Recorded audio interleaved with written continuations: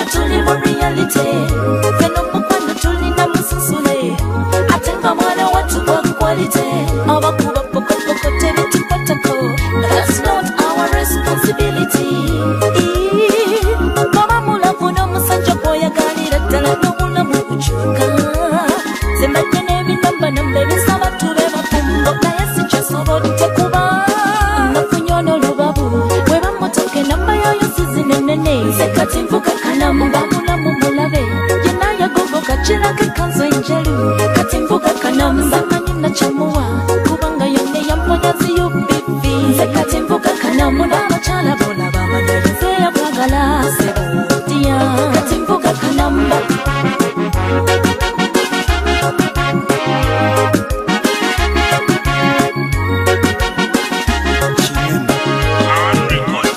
Okay, abalungi abachali ku program yange nabagambye nja kubanga atemba twalira ddala okubatuusako bice bigenda maaso wetwogerera tulina omulungi Jesca. Hey Jesca. How are you? I'm good. How are you? Mukwano owulira otya? Omwami akikoze. How are you? Ndwadde. Kiki owulira mu mutima kyogere bako obugambo bwowo omwami obwakulemye okwogera luli butuwe right now? Sisobola. Olina maanyi.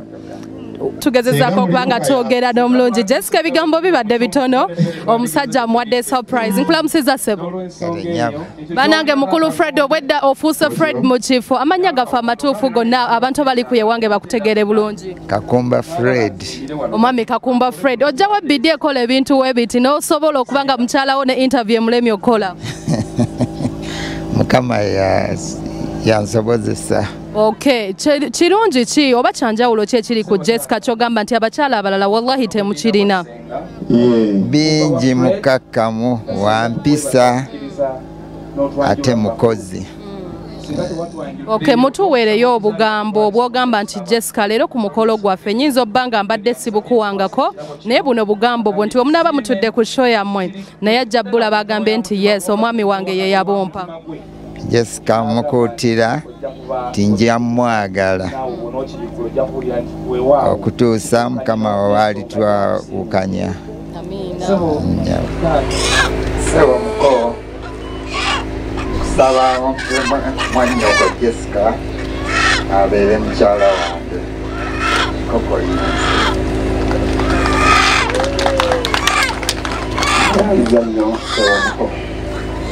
Nianza sebo muko nze mbadde manyi agenda kujja buzi mwe mwanyina wange otyo kubanga nze enkoko ezange badde nazirya dda naye waaba asazeewo okujja nannyongera muko neyanziza nnyo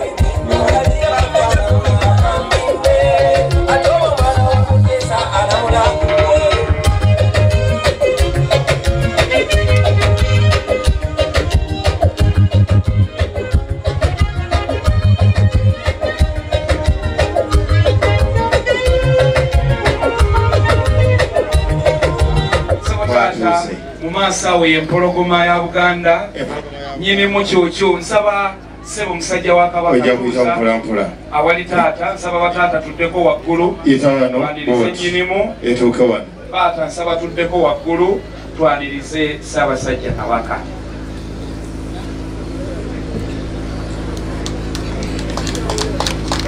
Weewaawo tweyanze nnyo tweyanzeege nsaba olageko ku bataka bakkirize twakiise sebo taata ne maama Naabagereka ye wuuyo maama wa Buganda.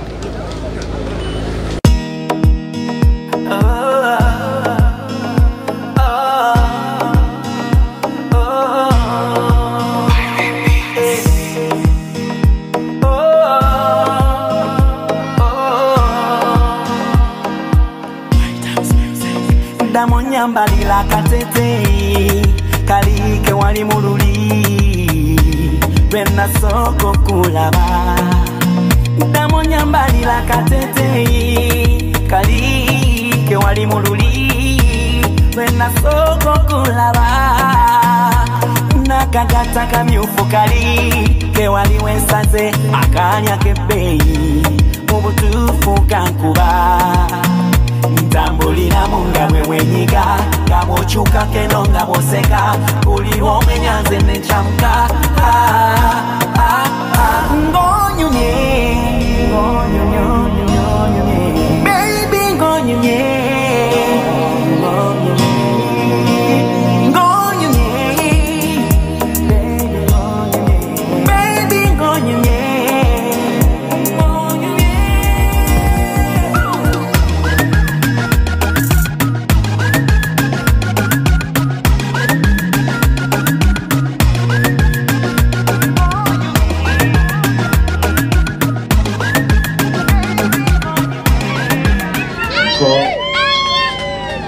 bw'onaalika empeta eno nga nkusuubiza nti nakugobako kawawa zonna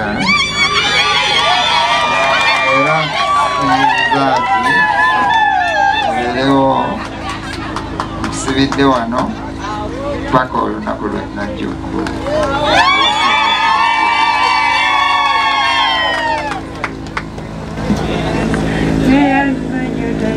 Satu tuka ku 0 tusale. 3 2 1 0. Congratulations, celebrations. When I tell everyone that you're in love with me. Ebigere byange byantusa talyono bambi mwebale nnyo naye mbuuza kimu mwali mulaga waje mutalaba credit twaliso bwe mmanye yakola ekyenjawulo teryaloba eriziga neriraba omunono buli teryalaba nakifuna n'omutima gwange rabayo bwekukira neriso liso lyange bwenyamba wabula tewanyimba nondabira mutufu neriso kikwano kyange bwenyamba Sanyusa nnyo okulaba wano nakade nange okujja n'otanswaza n'ojja n'okufiira bakadde bange neyanziza nnyo neyanzeege kimwami wange omulungi ndese akabbo kano nga kalimu ebirungi byokka era nga akakuwa obyolyako paka wenajja nga nkwebaza ebirungi byokadde era nkusuubiza okubeera omulungi nga Mukama Katonda yemubeezi. Nsooka okwebaza abakadde ab'enjuyi zombi naye ate nenteekako okwebaza maama nazaala wange neyanziza nnyo maama muneebalize maama namukuliddeyo ente ogimutwalire anywemu amata ampodembe. Okay, omulungi yekumidde ku BBS Telefina abadde ku program yewange okuva gye tutandikidde paka we tutuuse nkwebaza nnyo nkwebaliza ddala webali kubanga atotunize nolabe mukolo guno twebaza nnyo omwami Freddy wawesa mukyalawo kye bayita ekitiibwa n'omujja ku kigere. You know what it means?